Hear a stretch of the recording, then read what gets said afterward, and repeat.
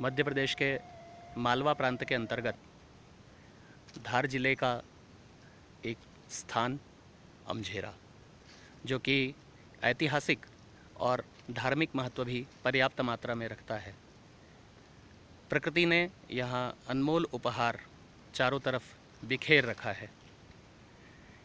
इस नगर का प्राचीन नाम कुंदनपुर या कौंडिन्यपुर था, जो कि राजा रुक्मांगद की नगरी के नाम से जाना जाता था।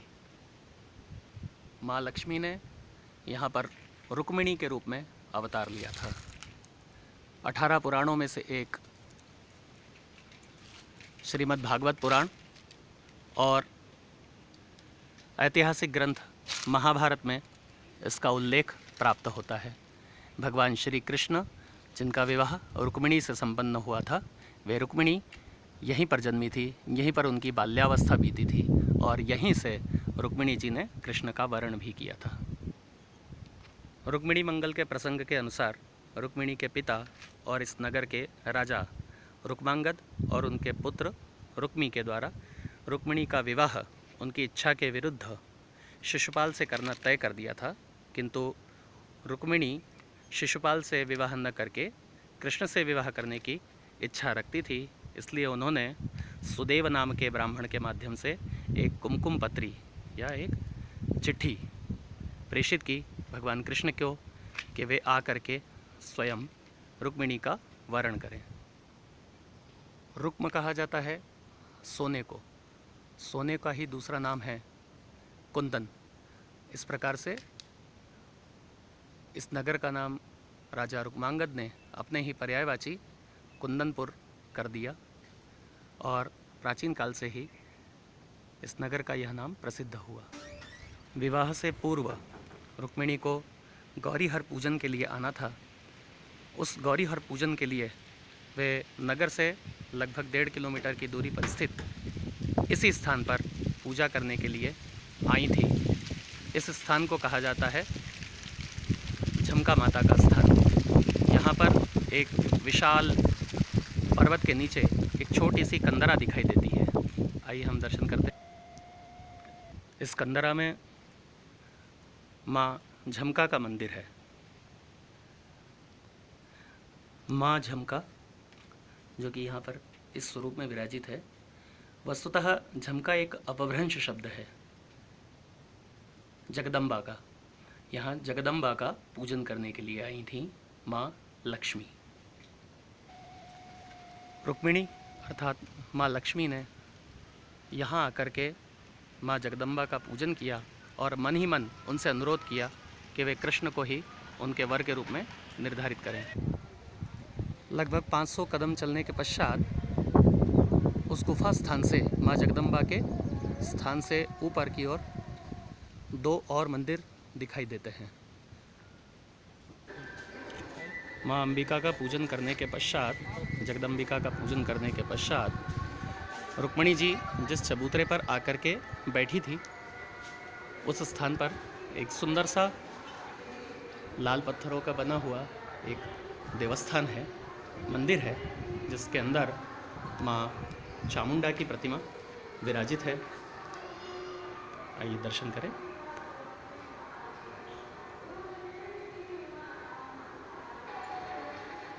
चामुंडा मंदिर के निकट अंबिका माता का मंदिर लगभग उसी स्वरूप में बना हुआ प्राप्त होता है।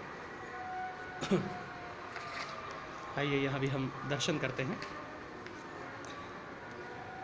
यहाँ मुख्य मंदिर के अंदर 2 प्रतिमाएं हैं। एक प्रतिमा जो नवीन है वह अन्नपूर्णा माता की है और जो प्राचीन प्रतिमा है उसे अंबिका कहा जाता है, जो कि मुख्य रूप से अंबा शब्द का पर्यायवाची है, जिसका अर्थ होता है माता। चामुंडा मंदिर और अंबिका मंदिर, इन दोनों के निर्माण शैली लगभग एक सी है। प्रथम जो चामुंडा मंदिर हमने दर्शन किया था, वहीं पर रुक्मिणी जी आकर के कुछ फल के लिए बैठी थी और भगवान श्री कृष्ण की प्रतीक्षा कर रही थी। वहीं दूसरा मंदिर, जिसे अंबिका मंदिर कहा जाता है, अंबिका अर्थात अंबा, अंबा अर्थात माँ, और माँ रुक्मिणी, उन्होंने इस स्थान से भगवान श्री कृष्ण के रथ में आरोहण किया था, उनके रथ के अंदर बैठी थी। माँ अम्का के मंदिर का ये पीछे वाला हिस्सा, अम्का मंदिर जैसा कि मैंने आपको बताया, जहाँ से माँ लक्ष्मी जी भगवान श्री कृष्ण के रथ में आरूढ़ हुई थी, चढ़ी थी, उसके ठीक पीछे एक रथ की प्रतिकृति भी बनी हुई दिखाई देती है। और विशेष है इस रथ के ठीक पीछे 2 खाइयों का बना हुआ होना। यहाँ के बुजुर्ग बताते हैं कि ये खाइयाँ कुछ इसी प्रकार में बहुत लंबे समय से दिखाई दे रही हैं, और ये मान्यता है कि इसी स्थान पर भगवान श्री कृष्ण के रथ के दोनों पहिए निकले थे। आप सभी को स्मरण भी होगा कि लक्ष्मी जी ने, जो कि रुक्मिणी स्वरूप में थी, उन्होंने स्वयं रथ की लगाम अपने हाथ में ले ली थी और भगवान श्री कृष्ण को पीछे बैठाया था। अपनी सारी सखियों और अपने साथी सैनिकों को, अंगरक्षकों को, सभी को छोड़ करके इसी मार्ग से वे भगवान श्री कृष्ण के प्रति स्वयं को समर्पित करते हुए उनके साथ विवाह करने के लिए यहाँ से निर्गत हुई थी। अम्बा और जगदम्बा, इनके मंदिर को ही संयुक्त रूप से माँ अम्का झमका कहा जाता है।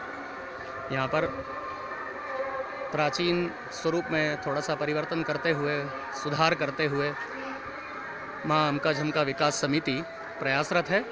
और हम देख भी सकते हैं कि चामुंडा मंदिर पर भी जीर्णोद्धार का कार्य चल रहा है और माँ अम्का का मंदिर अपने मूल स्वरूप में जीर्णोद्धारित होकर के अब दिखाई दे रहा है।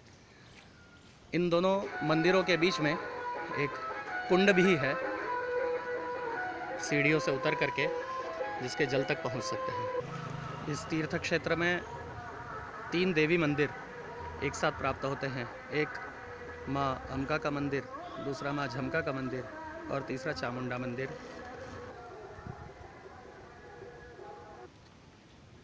माँ झमका की गुफा के अंदर ही एक और स्थान है, वैद्यनाथ नाम से भगवान शिव जी यहाँ पर विराजते हैं। आइए दर्शन करें। ये भगवान शिव का वैद्यनाथ स्वरूप है, पूर्वमुखी जलधारा है। यहाँ पर इसके अतिरिक्त 4 और शिवलिंग स्थापित हैं। एक ये है। यहाँ विशेष ध्यातव्य ये है कि शेष सभी शिवलिंग उत्तरमुखी है, किंतु वैद्यनाथ का शिवलिंग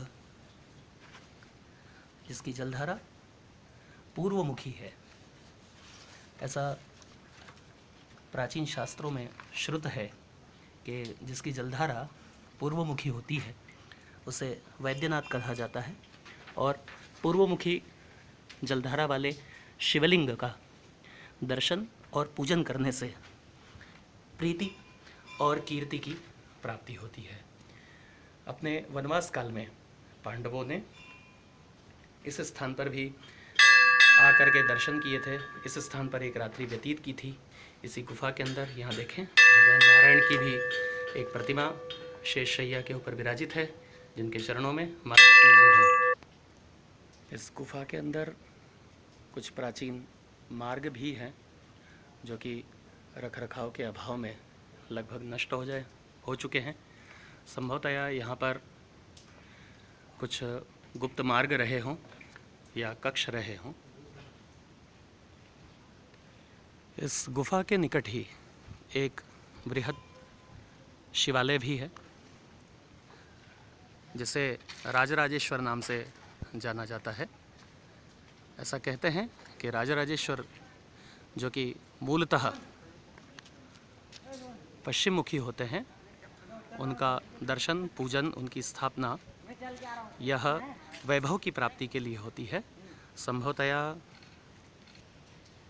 परवर्ती राजवंश का जब वैभव क्षीण होने लगा, तब उन्होंने इस स्थान पर पश्चिम मुखी शिवलिंग, पश्चिम मुखी जलधारा वाले शिवलिंग भगवान राजराजेश्वर की स्थापना की। दर्शन करें। राजराजेश्वर के देवस्थान में एक प्राचीन शिलालेख प्राप्त होता है और इस शिलालेख का आशय है कि इस मंदिर को सन 1877 में जीर्णोद्धार किया गया था और जीर्णोद्धार से लगभग 700 वर्ष पहले भी एक बार इस स्थान पर जीर्णोद्धार ही हुआ था। इस मंदिर के निर्माण की तिथि अप्राप्त है।